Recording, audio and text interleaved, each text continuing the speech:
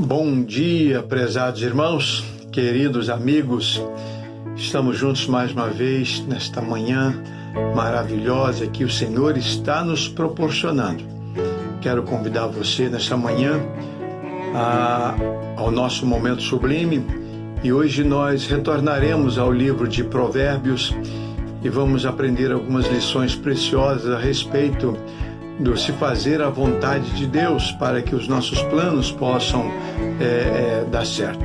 Para que a nossa vontade seja abençoada, é importante que nós submetamos a nossa vontade à vontade de Deus, né? E Salomão, no capítulo 16 de Provérbios, versículo 1, diz assim: as pessoas podem fazer seus planos, porém é o Senhor Deus quem dá a última palavra, né? Então as pessoas podem fazer os seus planos, mas é Deus quem dá a última palavra. Isso é maravilhoso. Então, se é assim, e ainda que você faça planos, ainda que você tenha uma vontade e que Deus respeita isso, é importante nós submetermos a nossa vontade, os nossos planos à vontade de Deus. Quando eu me casei com a minha esposa Marlene, nós trabalhávamos em lojas. Ela trabalhava numa loja de tecidos e eu trabalhava numa loja de material de construções. E vocacionado, fui para o seminário fazer a faculdade de teologia. E aí concluí que trabalhando numa loja não teria condições, tempo e nem recurso financeiro para pagar os estudos.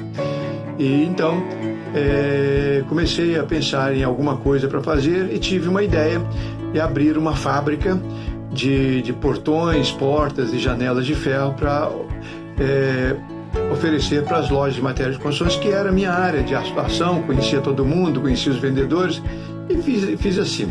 Então, encontrei o endereço, contratei um soldador e comprei os materiais para fazer. E logo no primeiro dia de trabalho, vi que não ia dar certo. Ele chegou para mim dizendo que não tinha traquejo naquela área, que ele não daria conta do serviço. E eu me vi, tendo gasto dinheiro, e agora o que fazer? Ele foi embora e eu disse: quer saber de uma coisa? Eu vou ser o soldador. Eu vou aprender aqui, vou entrar para dentro da fábrica, eu vou produzir e chamei o meu irmão mais velho, que era um representante comercial, para fazer a venda e oferecer os produtos que eu estaria produzindo. Oramos e ele aceitou, e pedimos a vontade de Deus e Deus nos honrou. E então a coisa começou a funcionar e começou a crescer. Deus começou a nos abençoar e fomos abrindo clientes e fornecendo, e Deus foi muito bom. O meu curso de teologia e o dele também durou 4 anos. E nesses 4 anos nós nos sustentamos, né? Eu, a minha família, e ele, a família dele, com os recursos advindos desta fabriqueta de portões e portas e janelas de ferro, né? Aí chegou um momento da minha formatura e fui ordenado ao ministério pastoral, e a primeira igreja batista em Belfort Roxo me convidou para ser o seu pastor e estabeleceu uma condição: eu teria que dar tempo integral.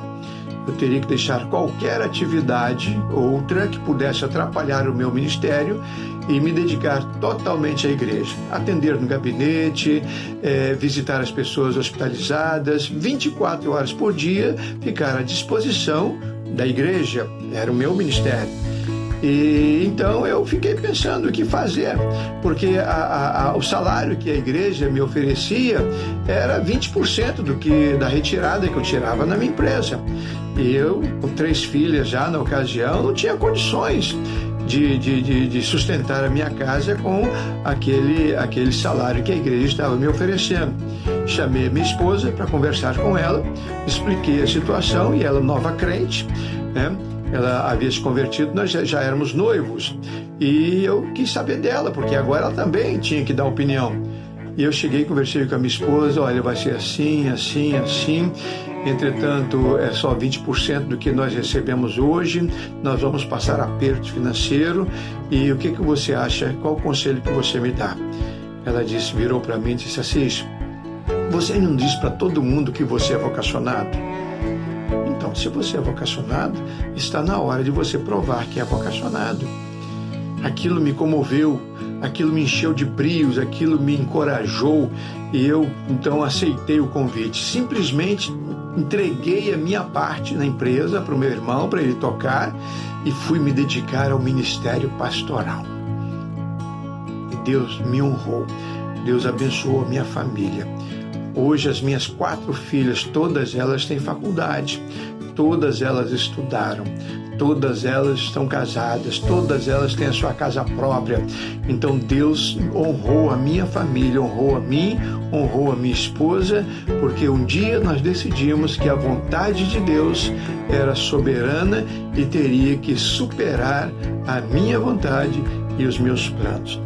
Até hoje eu me dou por agradecido a Deus e ao conselho da minha esposa que tomou aquela decisão, que Deus abençoou. Amados, precisamos colocar os nossos planos em ação, não podemos cruzar os nossos braços, mas primeiro nós precisamos saber qual é a vontade de Deus para esse assunto. Converse com Deus, faça planos, mas submeta-os à vontade de Deus e você vai ver que a sua vida poderá ser muito mais bem sucedida do que simplesmente nós seguimos as nossas carreiras sem Deus. Vamos orar? Querido Pai, eu quero te agradecer porque lá atrás o Senhor me orientou. Lá atrás o Senhor orientou a minha esposa. Lá atrás o Senhor nos honrou quando nós tomamos a decisão de um alto sacrifício, mas o Senhor foi além. Não só nos sustentou, não só cuidou de mim, da minha esposa, mas cuidou das minhas filhas. E eu te louvo por isso. E nesta manhã eu quero te pedir que o Senhor esteja abençoando os teus filhos que também estão para tomar decisões importantes na vida.